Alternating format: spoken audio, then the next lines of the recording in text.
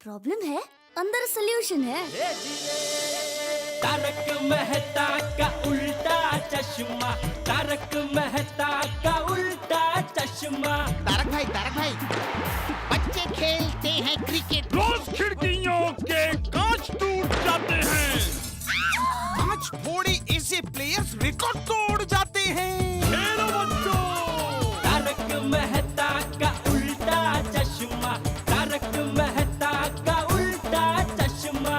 काम दिन रात करवाती मेरी सास मुझे रोज सताती है। ठीक से साफ कर। अरे दिल में प्रेम हो तो सास माँ बन जाती है। अच्छा, बहू सास माँ। प्रॉब्लम्स तो है सबके साथ, बस नजरिए की है बात। तारक मेहता का उल्टा चश्मा, तारक मेहता का उल्टा चश्मा। तारक मेहता का उल्टा चश्मा।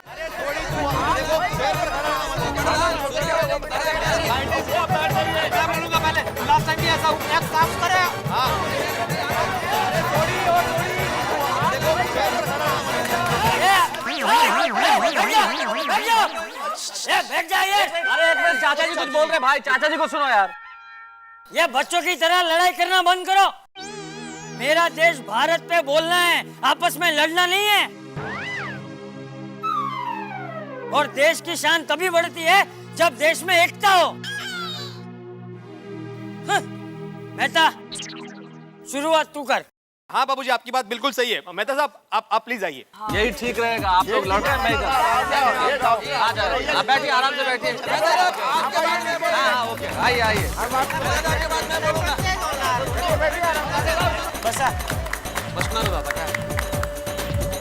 नमस्कार, मैं गणतंत्र दिवस की इस पूर्व संध्या पे आपका अपना तारक मेहता गोकुल धाम के तमाम हमारे मित्रों का हार्दिक स्वागत करता हूं और अभिनंदन करता हूं।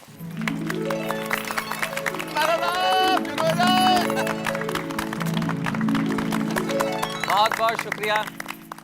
और सबसे पहले मैं धन्यवाद ज्ञापित करना चाहता हूं आदरणीय श्री चंपक चाचा जी का, जिन्होंने यहाँ पे एक महायुद्ध होने से रोक दिया और सबसे पहले मुझे कहा कि मैं जाके भारतवर्ष पे कुछ बोलूं।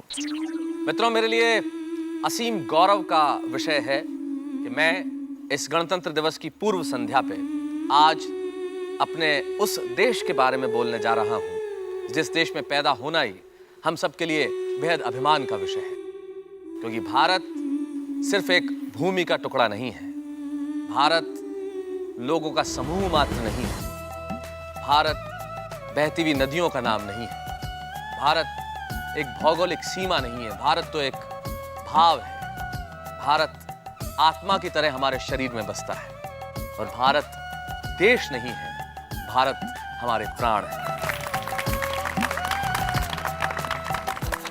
और उस भारत पे आज मैं यहाँ पे आपके बीच में बोलने के लिए खड़ा हुआ हूँ। पीछे भारत का ये मानचित्र जो हमें प्रेरणा दे रहा है कि हम उस देश के वासी हैं जहां अनूठी संस्कृतियों का अनुपम संगम है, जहां ये कहा जाता है कि अगर 2 कोस पे भाषा बदलती है तो 4 कोस पे वस्त्र बदल जाते हैं। संस्कृतियां बदलती रहती हैं, लेकिन अनेकता में एकता, इससे बड़ी कोई मिसाल हो नहीं सकती जो इस देश की है। भारत की संस्कृति कितनी प्राचीन है। भारत की संस्कृति का सबसे प्राचीन उदाहरण है हमारे वेद, हमारे वो 4 वेद जो सारी दुनिया को प्रेरणा देते रहे। अथर्ववेद, यजुर्वेद, सामवेद, ऋग्वेद। भारत ने सिर्फ दर्शन और अध्यात्म के क्षेत्र में ही दुनिया को राह नहीं दिखाई, वरना विज्ञान एक ऐसा विषय है जिसमें अगर भारत ने पहल नहीं की होती तो हम आज अंतरिक्ष तक नहीं पहुंचते। शून्य जिसकी खोज भारत ने की, आर्यभट्ट यहां हुए। अगर आज शून्य दुनिया को नहीं मिलता तो आज चांद तक की दूरी हम नाप नहीं सकते थे। अरे यह सब तो मैंने लिखा है। क्या भारत जिसका मस्तक काश्मीर और जिस पे मुकुट की तरह जड़ा है हिमालय हमारी रक्षा के लिए, और सागर जो हमारे चरण पखेरता है, वो सागर काश्मीर से लेकर कन्याकुमारी तक हमारी दूरी लगभग 4000 किलोमीटर है। ये तो मेरा पॉइंट है, पेज नंबर 3 पे लिखा है मैंने। अरे नहीं, हाँ वही ठीक है। पूर्व से लेकर पश्चिम और ऊपर कश्मीर से लेकर कन्याकुमारी तक भारत लगभग 7500 किलोमीटर में फैला हुआ एक देश, जहां पे विभिन्न संस्कृतियां हैं। जहां पे लगभग 22 वैधानिक भाषाएं और 844 उपभाषाएं हैं। मेहता साहब सारी बातें वही बोले जा रहे हैं जो मैंने इसमें लिखा है। यार कितनी मेहनत की है रोशन, तेरे सामने फोन भी बंद करा दिया था। विश्व का सबसे बड़ा लोकतंत्र और हमारी अस्मिता का सबसे बड़ा प्रतीक हमारा तिरंगा, हमारा राष्ट्रीय ध्वज, तो इस वक्त आप मेरे पीछे महसूस कर रहे हैं। हमारा राष्ट्रीय ध्वज जो 3 रंगों का समागम है, हरा, श्वेत, केसरिया, और उसके बीच में हमारी प्रगति, हमारी उन्नति का प्रतीक हमारा अशोक चक्र, जिसमें बीच में 24 आरे या तीलियां हैं। क्या हुआ? अरे मैंने जो लिखा वो तो जब बोल दिया इन्होंने। 125 करोड़ लोगों का ये देश 28 प्रदेशों में और 7 केंद्र शासित प्रदेशों में बटा हुआ है, जहां की भाषाएं अलग हैं, जातियां अलग हैं, धर्म अलग हैं, लेकिन सबकी भावना एक है, हिंदुस्तानियत। कोमल, यही स्पीच तो मैं बोलने वाला था। क्या? भारत जिसे गर्व है कि हमारे राष्ट्रपिता श्री मोहनदास करमचंद गांधी, भारत जिसे गर्व है कि हमारे प्रथम प्रधानमंत्री श्री जवाहरलाल नेहरू, जिन्होंने इस आधुनिक भारत की नींव रखी, और मुझे गर्व है कि मैंने इस देश में जन्म लिया, और मुझे यकीन है कि आप सभी लोगों को भी ये गौरव की अनुभूति हो रही होगी कि आपने इस देश की माटी में जन्म लिया। वो देश, जैसा कि मैंने प्रारंभ में कहा था कि देश नहीं है, हमारी भावनाओं का प्रतीक है। लेकिन बड़ा दुख होता है जब ये देश, जिसमें इतनी अनूठी संस्कृतियों का समागम है, वह देश जातियों के नाम पे लड़ने लगता है। अरे ये तो मैंने लिखा था, देखो ये सारे मेरे पॉइंट्स हैं। बाद में पढ़ना तो। बाद में कब पढ़ूंगा? पे ये बोल रहा है। हमारी विशाल जल सेना, थल सेना और हमारी वायु सेना हमारी रक्षा के लिए तैनात है। हमारे सिपाही इस देश की सीमाओं पे -40 डिग्री टेम्परेचर में भी खड़े होकर इस देश की रक्षा करने के लिए हमेशा मुस्कुराते हुए तैनात रहते हैं। हमारा वो देश जहां पे प्राण देश के लिए तजने की परंपरा रही है। हमारा वो देश जहां पे एक सैनिक की विधवा अपने पति को कांधा दे देती है। हमारा वो देश जहां हाड़ी रानी शीश काट के थाली में रख देती है। हमारा वो देश जहां स्वामी भक्ति के लिए पन्ना धाय अपना बेटा कटवा देती है। हमारा वह देश जहां सिकंदर का सेनापति भी अपनी बेटी की डोली यहां देके चला जाता है।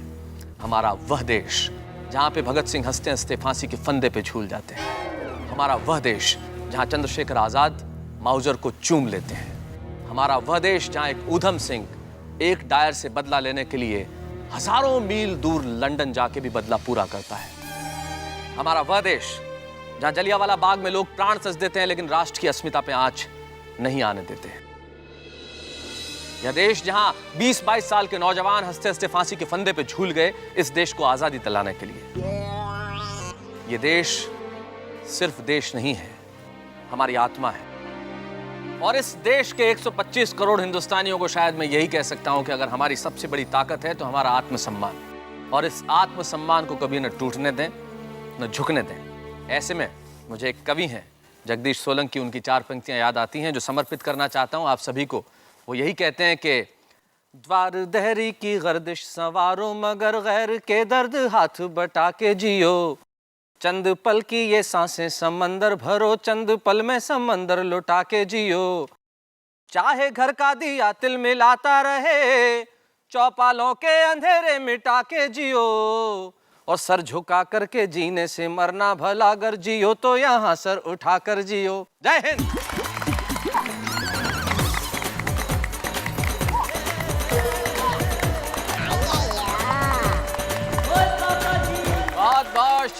बहुत बहुत शुक्रिया बच्चों, चाचा जी और तमाम भाभियों, आपका बहुत बहुत शुक्रिया। लेकिन एक बात मुझे बड़ी अजीब लग रही है और आश्चर्यजनक भी। अभी मैं यहाँ पे अनेकता में एकता की बात कर रहा था और मेरे ख्याल से गोकुल धाम में भी मुझे एकता नजर नहीं आ रही। मैं अपने सारे मित्र जो यहाँ बैठे हैं उनसे एक छोटा सा सवाल करना चाहूंगा कि क्या भारत पे मेरा भाषण आपको इतना भी प्रभावित नहीं कर पाया कि आप दोनों हाथ उठा के तालियां बजा सकें? नहीं मेहता साहब, बोलना पड़ेगा। आप बोले तो बहुत बढ़िया बोले। शुक्रिया। बहुत कोशिश करनी पड़ी ताली नहीं बजाने के लिए। ऐसा भला क्यों? वो बता रहा हूँ। बताइए बताइए। आज पूरा दिन मैं दुकान पर नहीं गया, घर पे रहा और मेहनत करके यह भाषण लिखा कि रात को इधर आके मैं स्टेज पे बोलूंगा अपने भारत देश के ऊपर।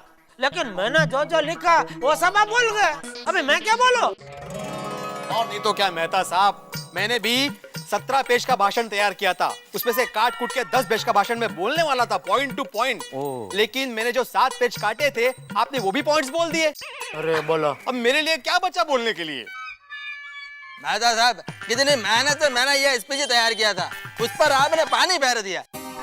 और मेहता साहब, इतना तो मैं स्कूल में भी नहीं पढ़ा जितनी आज के दिन मैंने पढ़ाई कर डाली। और आपने क्या किया यार, कमाल है, मेरे सारे पंचेस मार डाले।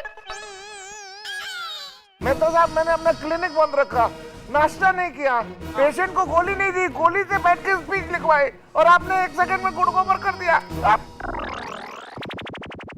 अरे मैं अपनी प्रेस की वो जो लाइब्रेरी है वहां जाकर मैंने पुराने पॉइंट सारे निकाले थे अखबारों में से। इतनी मेहनत की थी, ये सारे पॉइंट लिखे थे मैंने। देखो आप लोग, देखो सब लोग, ये सब आपने बोल दिया।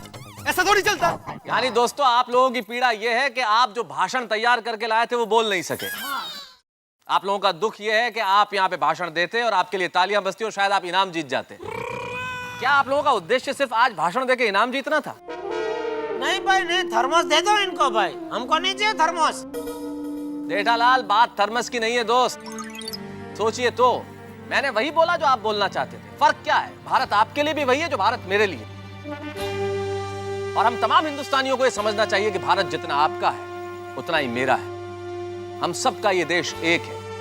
बात ये नहीं है कि आप भाषण दे पाए या नहीं दे पाए, लेकिन सोचिए तो, इसी बहाने आपने एक पूरा दिन अपने देश को दिया, अपने देश के लिए जानकारियां जुटाई। भाषण देना जरूरी नहीं था, लेकिन उस देश के लिए जानकारी जुटाना जरूरी था जिस देश में आप रहते हैं, और आपने आज पूरा किया। चाहे वो भिड़े हो जेठालाल आप हो, या डॉक्टर हाथी आप, या सोडी आप, या अय्यर साहब आप तमाम अपने लोगों के लिए और अपने लिए तो वक्त निकाल लेते हैं, लेकिन आपने आज अपने देश के लिए वक्त निकाला।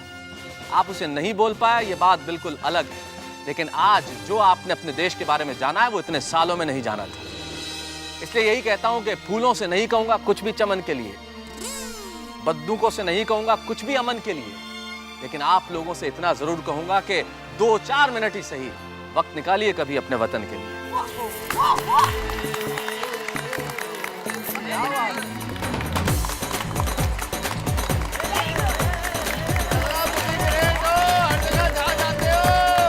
आओ, अब इस भाषण के लिए नहीं, इस गणतंत्र दिवस की पूर्व संध्या पे हमारे देश के लिए जोरदार तालियां बजाइए।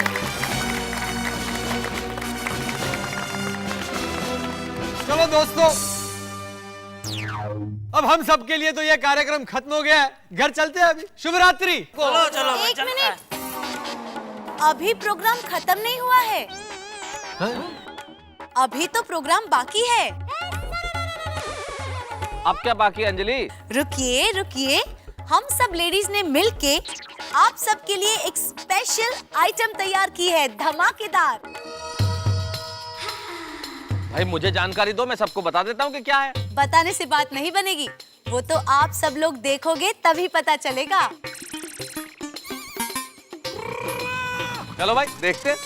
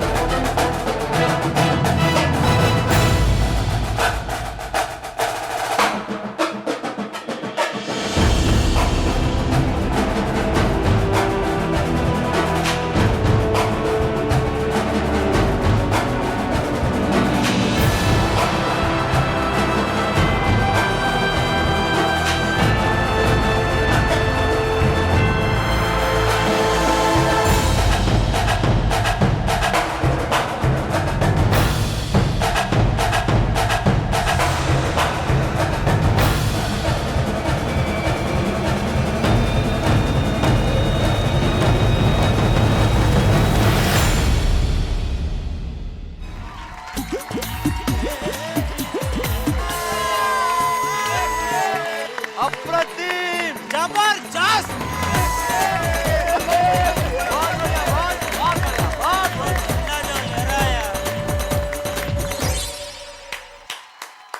मैं जानता हूं आप भी घर बैठे हुए इस वक्त हमारे लिए तालियां बजा रहे हैं, और इसलिए बजा रहे हैं कि गोकुल धाम के निवासियों, तुम्हारा कोई जवाब नहीं। भाई उत्सव मनाना हो और गोकुल धाम में वो उत्सव शानदार ढंग से न मने, ऐसा हो ही नहीं सकता। और गणतंत्र दिवस की पूर्व संध्या हमारे देश के लोकतंत्र के 2 महान उत्सवों में से एक। कमाल कर दिया गोकुलधाम वालों ने, बच्चों ने क्या परफॉर्मेंस दी है। और जो वक्तृत्व आज यहाँ पे हुआ है भारत के बारे में, मैं जानता हूँ आपकी पलकें भी कहीं ना कहीं भीग गई होंगी और आपकी शिराओं में बहते हुए रक्त ने भी कहा होगा जय हिंद। मैं बहुत अच्छी तरह जानता हूँ। और जो महिलाओं का सरप्राइज आइटम था वो तो भाई कमाल का था। जिस तरह से तिरंगे को उन्होंने स्टेज पे जीवंत कर दिया और जो नृत्य किया, सारा माहौल वाह वाह के उठा। लेकिन अभी ये उमंग इतनी जल्दी समाप्त होने वाली नहीं है। अभी तो बहुत कुछ बाकी है। अभी तो आपकी वाह वाह हल्की हल्की निकली है। मैं जानता हूं ये शोर शराबा बहुत होने वाला है और आप झूम के कहेंगे वाह वाह क्या बात है। उत्सव हो तो ऐसा हो और सब मिलके एक बार कहेंगे जय हिंद।